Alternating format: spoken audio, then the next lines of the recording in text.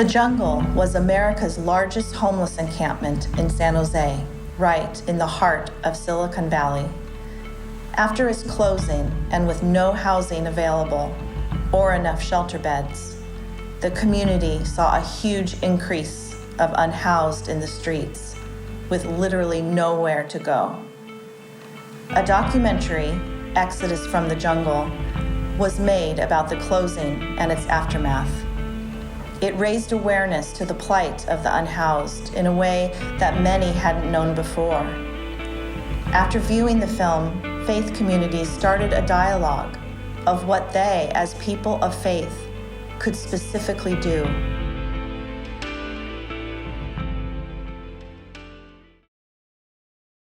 It would be okay if I just died out there in the street. Nobody would know, nobody would care.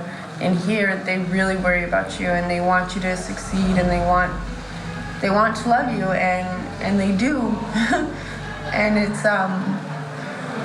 it's so much I can barely explain it. It's blessing to all blessings.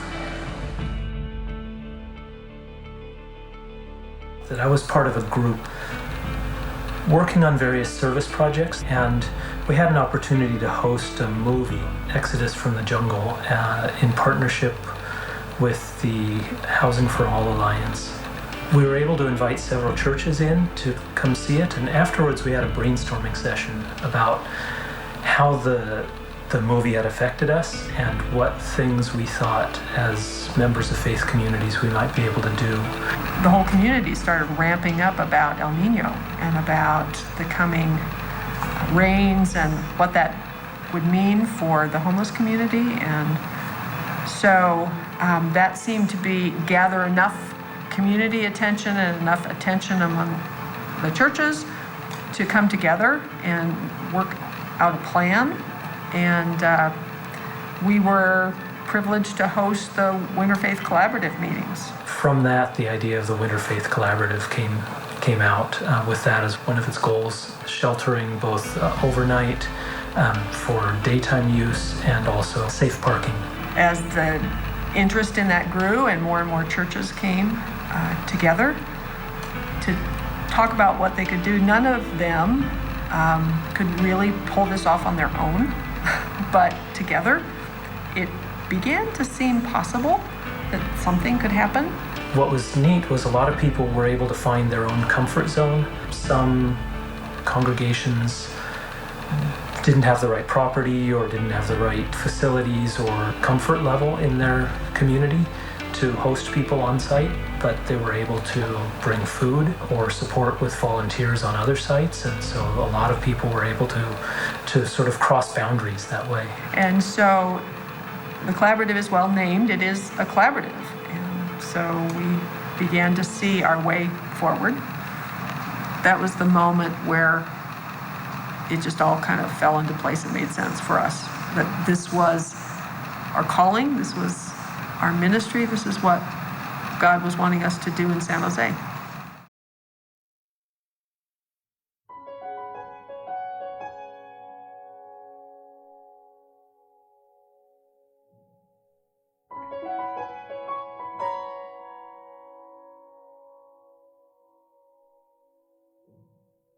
"55 faith communities were engaged.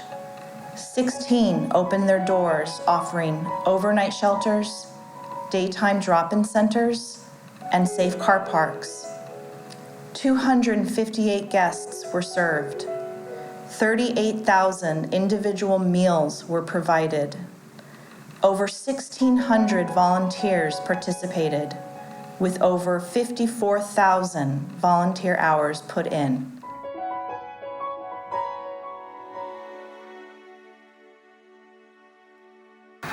It really is a gift, I think, of hospitality and compassion and kindness, and not everybody has that in this day and age. Or, I don't know, maybe people just think, oh, tragedy or crisis, isn't going to come to my doorstep, and yet things happen every day, just, snap of a finger. So I'm appreciative of those people who are empathetic and understand that, sometimes you need some help. I can speak to what it did for our congregation.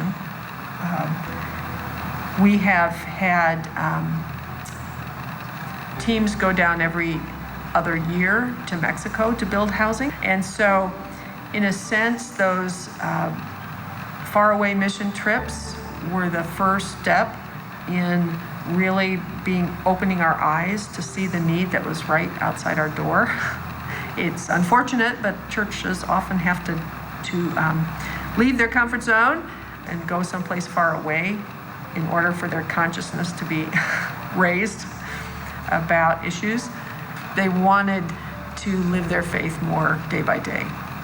And the need for housing was just as great in San Jose as it was in Tijuana.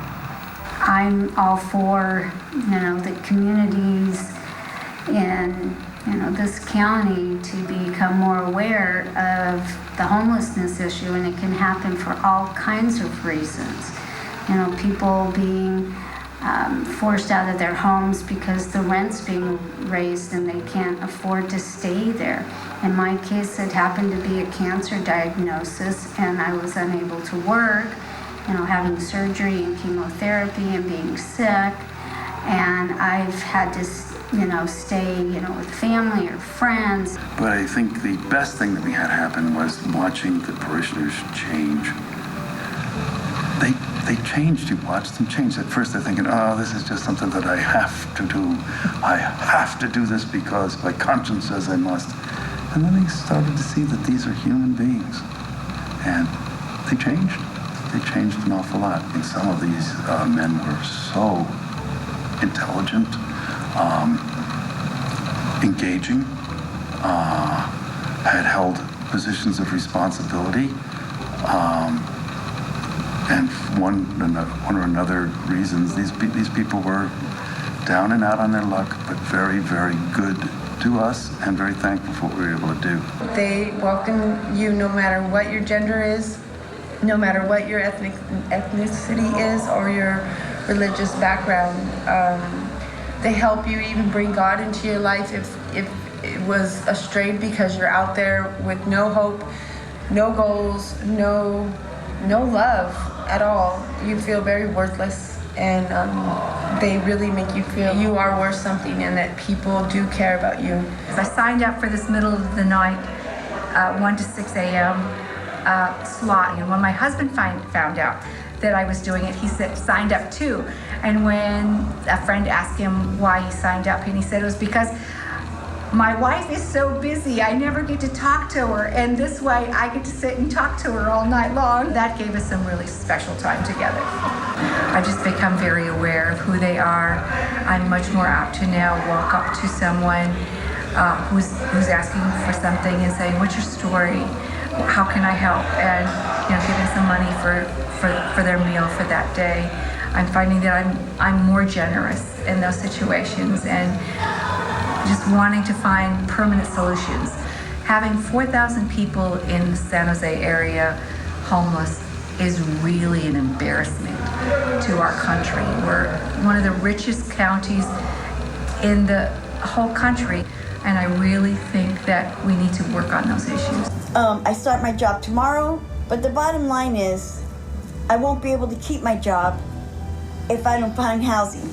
I've been on every wait list for apartments. They all have 2-year waiting lists. I'm working with my social worker. I've been calling different places every day and not getting return phone calls back. I've done my part of reaching out, speaking out, doing the footwork, finding a job and everything else, but it all comes down to the same old housing situation. This was a hands-on experience. This taught us a lot about working with those who don't have a home, a house. Actually, we call them houseless because our church is their home. They just don't have a house. As a pastor, what I took from the shelter when I was doing my regular meeting with the houseless people, they would always come to me, one or another, and put their hand on my shoulder and say, you're doing well. You're doing well, Pastor. You're doing very well.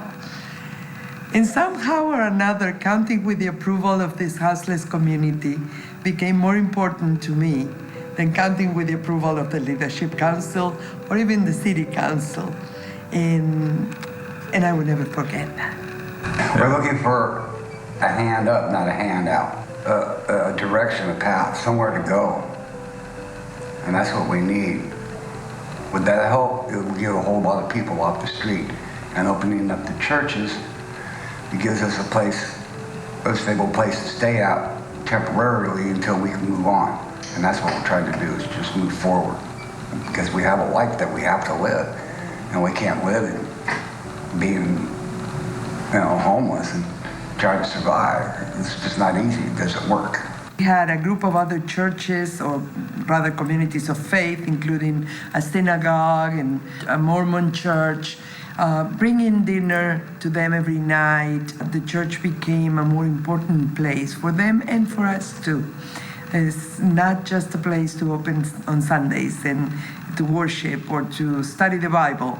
It's a place to do community, to be a community, and to be a healing community.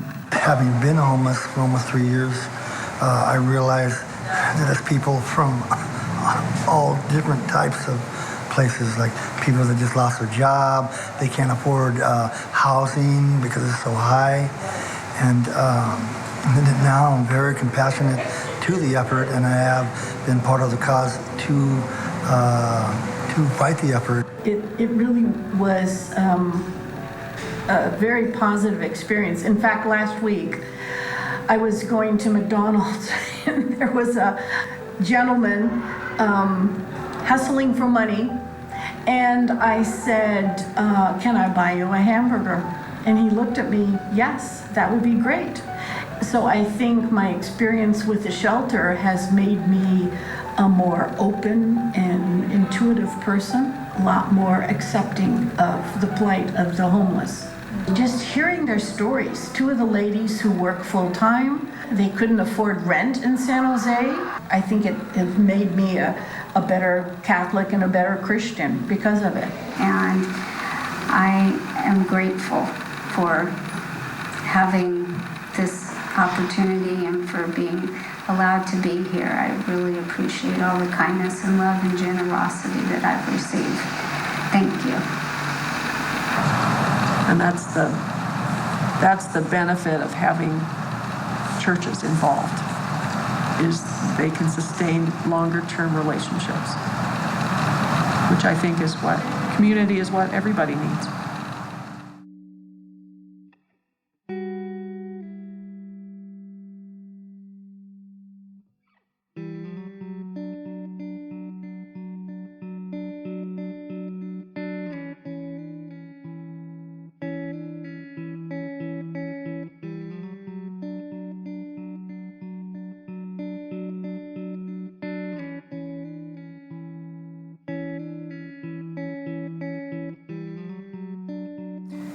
What are you willing to do to help build a more healing community for all of our neighbors?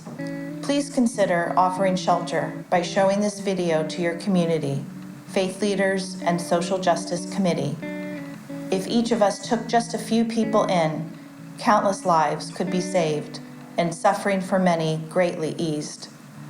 By attending our collaborative meetings, we can help you answer the questions and concerns you may have in how to start sheltering and to get further involved. Please visit our website or Facebook page for our current meeting schedule. All are welcome to attend.